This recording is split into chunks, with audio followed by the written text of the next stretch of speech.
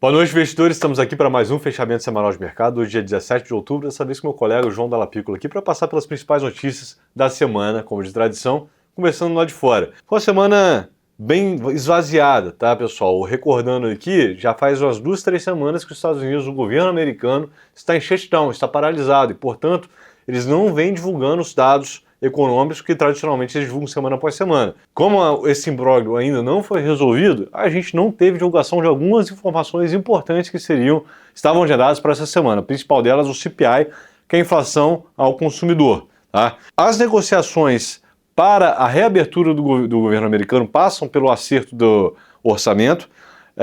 É uma briga entre os republicanos e os democratas e já havia expectativa de isso estar resolvido, mas na prática o que a gente tem de notícia é que o impasse continua e estamos um pouco cegos em relação a quando isso vai encerrar, tá? Mas no momento que encerra, a gente tem um caminhão de dados a serem divulgados. Os principais dele, o payroll, que é o equivalente ao CAGED dele, dados do mercado de trabalho, e o CPI, que era para ser essa semana, tá? Um detalhe importante, o CPI, que era para ser essa semana, eles falaram que apesar de mesmo o governo americano mantendo o shutdown, eles vão divulgar na semana que vem.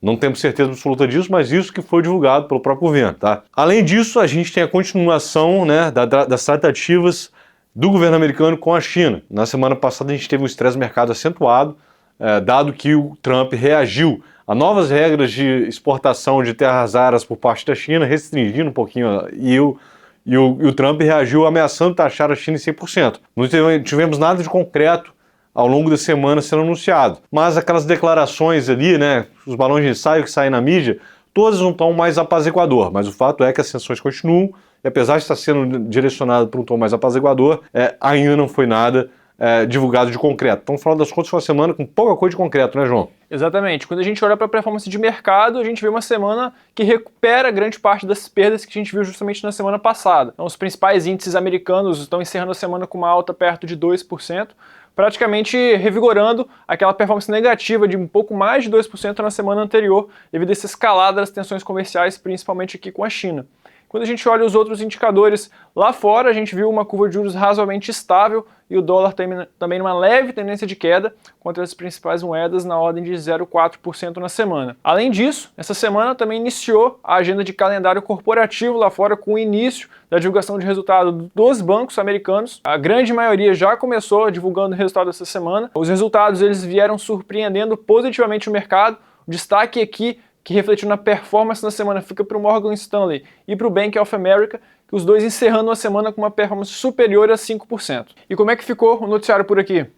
Um pouco vazio também, tá? A gente teve uma série de divulgações de indicadores que são referentes à atividade econômica, tá? Os principais dele, o IBCBR, que é um proxy de PIB, e vendas no varejo, né, que, como o próprio título diz, o desempenho do varejo no mês. Já há uma expectativa de longo prazo de um arrefecimento da atividade econômica brasileira, tá? Isso não quer dizer crise, não. Isso quer dizer que a gente vai crescer um pouquinho menos do que a gente vinha crescendo. E os dados todos vieram em linha com essa expectativa, tá? Os dados que não vieram exatamente como esperado, demonstrando um pouquinho de arrefecimento, vieram um pouquinho pior do que esperado. Então, no final das contas, é uma atividade como todo mundo esperava e como a gente já vem comentando aqui mês após mês, arrefecendo. Outra coisa importante aqui também, continua-se aquela tratativa comercial entre Brasil e Estados Unidos que começou o imbróglio com o anúncio do tarifaço há 2, 3 meses atrás e parece que o canal de comunicação entre os dois países está mais aberto e numa direção mais positiva, tá bom, pessoal? Também tivemos um noticiário corporativo aqui no Brasil, não foi? Exatamente, Dirceu. Então, quando a gente olha para o calendário corporativo aqui internamente, nós tivemos um destaque importante essa semana por parte da Eletrobras. Eles venderam a participação residual que ainda tinham nas usinas de Angra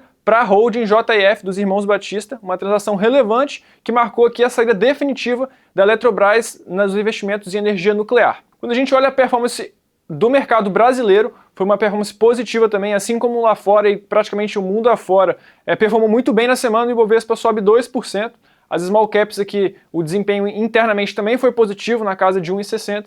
E o IFIX vai encerrar a semana perto da estabilidade. Aqui a gente não teve nada de muito diferente na curva de juros, mas a gente teve uma performance sim relevante do dólar contra o real, encerrando a semana na casa de 5,40 com uma queda relevante de mais de 2% na realidade. E diante disso, como que fica o calendário para a semana que vem? Pois é, né? Lá fora tem a questão do shutdown americano, né? Que se não terminar, pode ser que a gente não tenha dado nenhum divulgado, mas mesmo que ele não termine, prometeram divulgar o CPI na semana que vem. Por quê? Daqui a 2 semanas a gente vai ter decisão de juros lá no Fed. Esse é um dado importante para essa tomada de decisão. Então, mesmo que o shutdown continue, eles prometeram divulgar a inflação consumidor. Prometeram, quer dizer que vão cumprir, né? E, além disso, a gente vai ter PIB na China e aqui o grande destaque vai ser o IPCA 15, prévio da inflação no mês de outubro aqui no Brasil, na quinta-feira. E, obviamente, sexta-feira estaremos aqui atualizando vocês. Um bom final de semana a todos, um forte abraço. Obrigado, investidores, e até semana que vem.